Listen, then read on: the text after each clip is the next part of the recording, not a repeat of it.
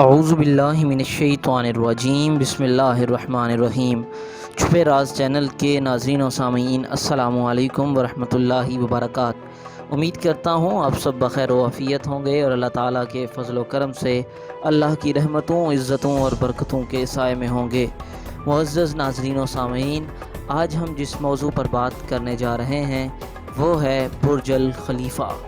جی ہاں، دنیا کی یہ سب سے بلند ترین عمارت، جسے آج تک دنیا کی سب سے بلند ترین عمارت ہونے کا اعزاز حاصل ہے، اور کوئی بھی عمارت فی الوقت تک اس سے یہ اعزاز نہیں چھین سکی، وہ ہے برج الخلیفہ۔ آج ہم جان سکیں گے برج الخلیفہ کے بارے میں ہی چند ایسے حقائق جو کہ آج سے پہلے شاید آپ نہ جانتے ہوں۔ کہانی میں آگے بڑھنے سے پہلے میں آپ سب سے گزارش کروں گا کہ اگر آپ نے ابھی تک ہمارے یوٹیوب چینل چھپے راز کو سبسکرائب نہیں کیا تو براہ کرم سبسکرائب فرما لیجئے اور بیل آئیکن کو دبانا مت بھولیے تاکہ آنے والی ویڈیوز کے نوٹیفیکیشن آپ کو ملتے رہیں۔ معزز سامعین و ناظرین، 2004 کے اندر یہ ڈیسیژن لیا گیا کہ دبئی کے اندر ایک ایسی عمارت بنائی جائے جو کہ دنیا کی سب سے بلند ترین عمارت ہو۔ اس عمارت کو بنانے کا مقصد ہرگز جو وہ نہیں تھا جو میں اور آپ سمجھتے ہیں۔ اس کا مقصد صرف عیاشی یا انجوائمنٹ پرووائڈ کرنا نہیں تھا، بلکہ اس عمارت کا مقصد دبئی کی آئل بیسڈ انڈسٹری کو پوری دنیا کے اندر متعارف کروانا اس عمارت کے ذریعے تھا۔ یعنی کہ جب پوری دنیا کے اندر یہ شہرہ پہنچے گا کہ دنیا کی سب سے بلند ترین عمارت دبئی کے اندر ہے، تو بیسیکلی لوگ اس طرف مائل ہوں گے کہ وہ کون سی ایسی طاقت ہے جو کہ اتنا بڑا خزانہ یا اتنی بڑی انویسٹمنٹ پرووائڈ کرتی ہے کہ جس کی بیس پر دنیا کی سب سے بڑی اور بلند ترین عمارت بنا لی گئی ایک صحرا کے اندر۔ تو لوگ ڈائریکٹلی سوچیں گے کہ ہاں، وہ انڈسٹری آئل بیسڈ انڈسٹری ہے۔ ناظرین و سامعین، 2004 کے اندر اس کی کنسٹرکشن شروع کی جاتی ہے اور 2004 کے اندر اس کا بنیادی ڈھانچہ کمپلیٹ کر لیا گیا۔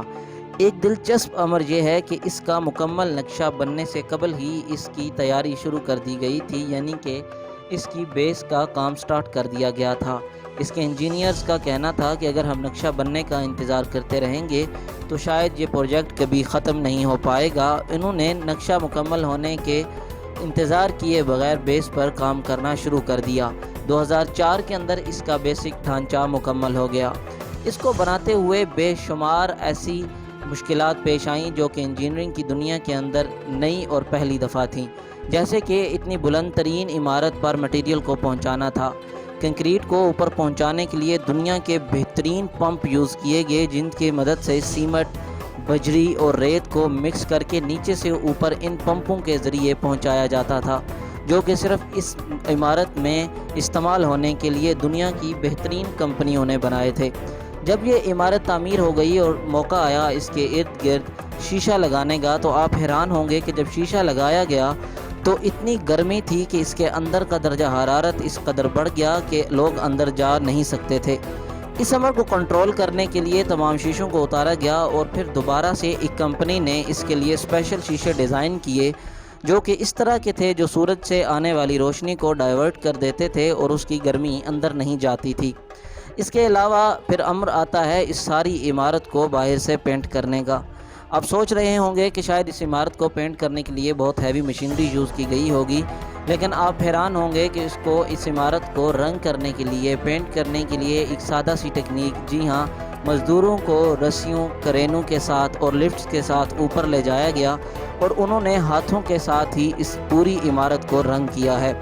ناظرین و سامعین، آج بھی اس کے شیشوں کی صفائی ہاتھ سے ہی کی جاتی ہے، جس کے لیے مزدوروں کا ہی، یعنی کہ عام لیبر، مین لیبر کا استعمال کیا جاتا ہے اور کسی بھی قسم کی مشینری کا استعمال عمل میں نہیں لایا جاتا۔ دنیا کی بہترین کمپنی نے ایک ایسا فنکشن اس پوری عمارت کے اندر انسٹال کیا ہے جس کے ذریعے سے پوری برج الخلیفہ عمارت کا ٹمپریچر کنٹرول کیا جا سکتا ہے۔ ایک ریموٹ کنٹرول کے ذریعے آپ اپنے روم کے اندر پوری عمارت کے ٹمپریچر کو کنٹرول کر سکتے ہیں۔ چونکہ دبئی کے اندر بے شمار گرمی ہے اور حد درجہ ٹمپریچر بڑھ جانے کی وجہ سے وہاں پر رہنا بہت ہی دشوار لگتا ہے، جس کے لیے اے سی کا استعمال تو عام ہے، لیکن آپ حیران ہوگے کہ اگر آپ وہاں پہ رہائش پذیر ہیں تو آپ اپنی مرضی کا ٹمپریچر انجوائے کر سکتے ہیں صرف ریموٹ کنٹرول کے ذریعے۔